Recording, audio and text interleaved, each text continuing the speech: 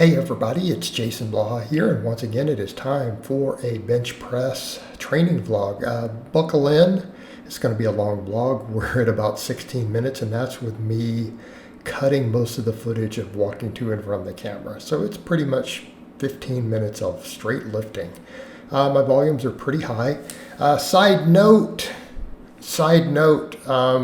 all the Thanksgiving bloat and inflammation is gone. Still back on the scale at 215 this morning. I'm hoping to see a slow downward general trend from here. How do I say this? My carbs are very, very low. I'm just going to admit to that. I drop bloat and inflammation easy when that happens. Now, that also means that notice the lower back is a little tighter. Is it where it needs to be? Not even close. So we're going to keep cutting. And I've had to weigh out what I want to do. It's been a little bit of concern of one reason I did a little bit heavier on the lower the other day, because I'm like, my carbs lower. Can I really handle all the rep work? And I'm like, I'm going to need to. It doesn't matter. We muscle through it, get plenty of rest, plenty of recovery, make it work. And because again, what I really have to think about right now, body composition. I don't worry about the neural drive as much. I'll worry about neural drive when I need my lifts big. And I may go back over to some 5x5 or some reverse pyramids eventually, but really high quality rep work really does need to be the name of the game. So again, the benching, this gave me the worst DOMs over a week ago that I've had in a long time in my pecs, of really trying to do the 225 for all pause reps with a wide grip. My chest hurt for 4 days. I'm like, let's do this again. Disclaimer, I didn't get 5x10. A couple of the sets, I got like 8. Right? Something like the third or fifth set. Which, it's like, okay, we do what we can. But again, I can take longer breaks, and I noticed the strength came back. Same thing with the pull-ups. Just take the breaks a little longer, and we can get the volume in. All right, pull-ups. Last workout I did do chins. I decided to do pull-ups today. Why? I feel like with all the curls I'm doing, I don't know that I need to really worry about the chins. If I was not doing curls with a straight bar, chins might make sense, but I'm like, look, pull-ups, I'm just as strong on pull-ups. It will make sure that I get one really good back exercise in. It'll make sure I get that upper back. And I can just hammer curls. I mean, I'm doing 10 sets of barbell curls a week at this point. Right? If that doesn't grow my biceps, then we got a problem. But show muscles are really going to be the name of the game. What's it going to be? Focus on arms first, and then pecs. Biceps, triceps, and then pectorals. That's what I need to work. Everything else is big. My legs are big. My back is big. As I get leaner, if I actually want to have a look, instead of just being a power lifter, I've got to bring those muscles up. And that's okay. Arms are going to be the priority. And I think when we watch the training, that's obvious. Because notice I'm not thinking a lot about pecs and lats outside of my couple basic movements. But I am going hard on the arms. And everything still works arms, right? I did 25 total sets today. All of it works biceps or triceps. All of it. Plus, I was very specific. I'm selecting movements that will make sure that I've got rotation and everything in the shoulder. Right? Extension, flexion, all that of the shoulder, so that I don't need to worry about shoulder work right now. I really don't. That way I can just focus on arms. Now, I'm still doing the pullovers because it helps with shoulder mobility, but it's a shoulder, it's a pec, lat, and a tricep exercise. Right? And the way that I do them is particularly very effective for long head of the tricep and the pecs. But I digress. Back over to the other stuff. Notice the benching is a nice wide grip, but we're still kind of stacked at the bottom, trying to get the deepest stretch possible on the pecs. Okay, that's why we're pausing. That's why I've got a nice solid wide grip, and we're flat back. Right? I'm trying to do no arch. Still digging my feet in tight, but no arch. All right, pull-ups, on most of them, I'm trying to come to a few reps I don't here and there, trying to come to the dead stop at the bottom. And I'm really being careful of it when I get near the end. Some of them are nice long stretches. Hang for a minute. So that does kind of show that I'm really not holding on. Those are a full stretch. My range of motion has dramatically improved due to the pullovers. Could it be better? Yes. So I want to make that clear because that seems to come up all the time by newer people swinging through. Why don't you go all the way down on pull-ups? I literally am. I've had a lot of shoulder mobility issues that have developed from all the powerlifting as I've gotten up into my 40s, because I turn 47 next week. So a lot of issues have developed there, and accordingly I've lost some range of motion. So what are we doing? We're working on that. We're fixing it. We're correcting it. And you notice so much of the stuff stretches. Most of my movements stretch all of that stuff. Notice it's all pull-ups, trying to get them into a stretch, pullovers with a plate. All my tricep extensions are done all the way back behind the head to, again, stretch everything. So we're putting a lot of effort into loading those lengthened and stretch positions so that I can improve that mobility and get stronger there and build the muscles associated with that. Okay? But it's always interesting. You guys see my back. I always get the most commentary out of anything I do about how I do back training wrong by people, armchair critics. Really? Just saw that. All right, let's see your backs. Let's see what you guys do that's superior, and let's see shots of your back. That's what I thought. All right. We're going to pretend one of these sets of extensions didn't happen. I decided to pull those plates off and put a 45 on each side just to see how it felt on my fourth set of these. I don't know why I did that. I'm like, oh, let me just see. I got 5 reps. They were good reps, but I got 5, and then that was pretty much all I could do. So I dropped back down to this for the last one. All these were sets of 12. I'm just going to mark it as if I did 5 by 12 with this instead of that one heavier set, so that we don't revisit that. But at least I know that I can handle the weight through a full range of motion. Well, that's nice.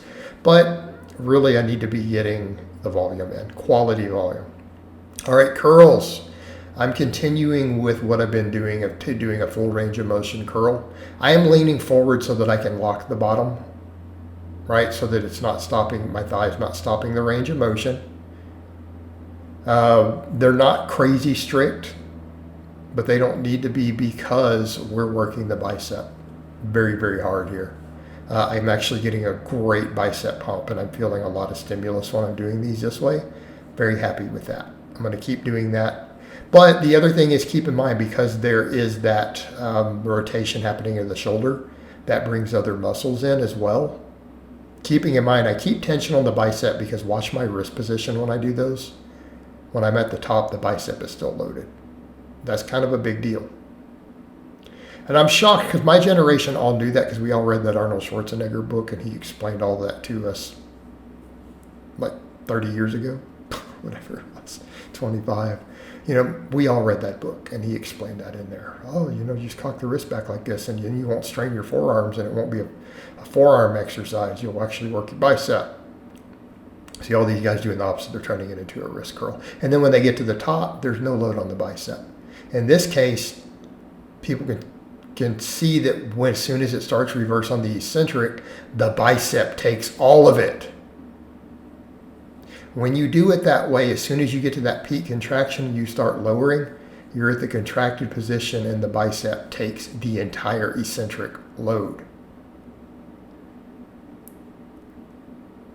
What does that mean? You feel the holy hell out of them. Your biceps almost start cramping at the end of sets if you do that.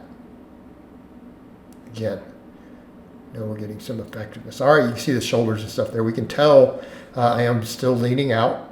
I have a ways to go. I'm at 215. I really think, and I've had some people say, are you sure you want to go that low? I really think I need to be close to 200.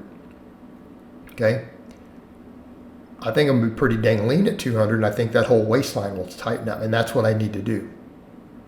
All right, but the extensions and the curls, they're all full range of motion. Again, there's more involved than just the elbow joint.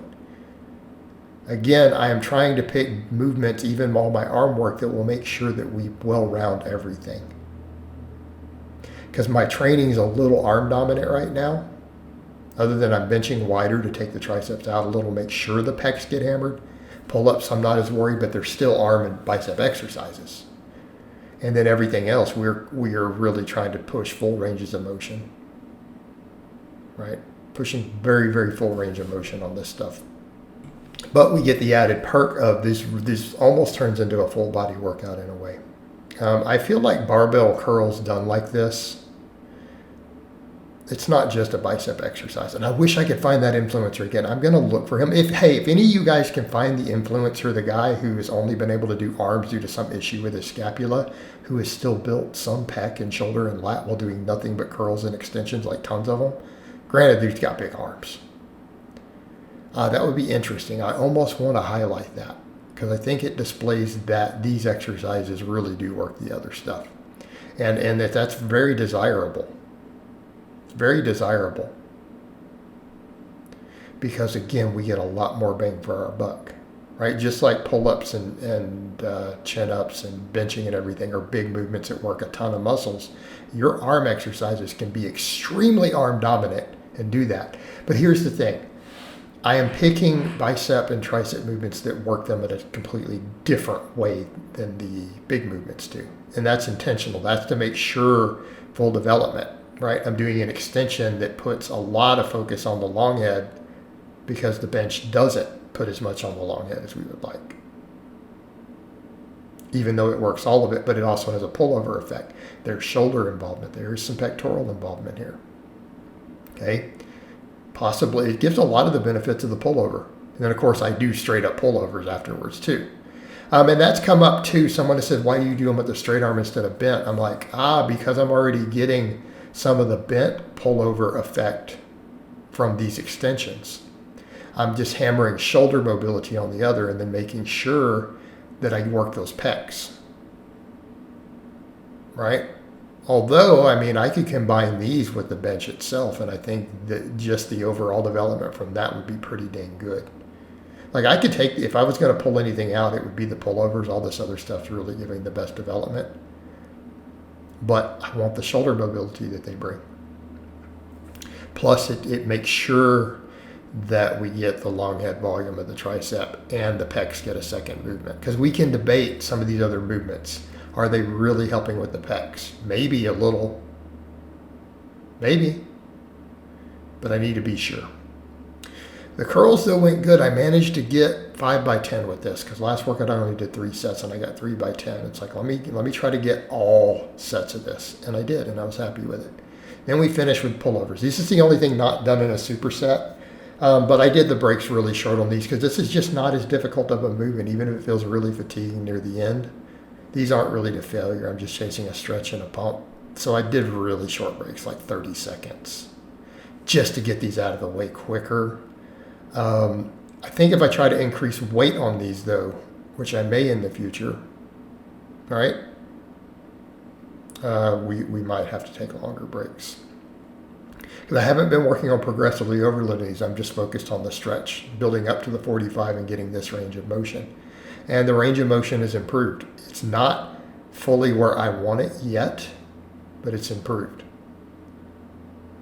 I actually had someone in the comments go, are you good at overhead squats? And I'm like, I don't think I could do an overhead squat with a broomstick. I don't know that I can get my arms into that position yet. Again, this is why we're doing all this stretching movements, all this stuff pulling my arms above my head. This is the area things I haven't been able to do. But you look at what do these movements bring aesthetically to the table, they all bring a lot. Okay? So what happens if I continue to do these movements that really add those finishing touches like that? And then I get the waistline trimmed way down as I keep losing body fat. Okay, now we're getting somewhere. Plus, is that why my long head has been lagging, or my tricep? Because we can't say my lateral head's not crazy strong. I've close grip benched 365. Okay. It's really the long head that's holding me back. All these stretch movements are hitting it. I mean, technically, even pull-ups hit it. I've seen Dr. Mike talk about that quite a bit before in an article he wrote.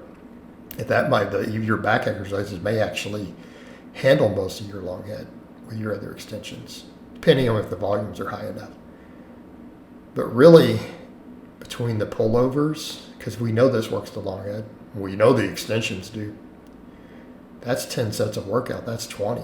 If we count the pull-ups, that's 30 a week potentially, which is crazy.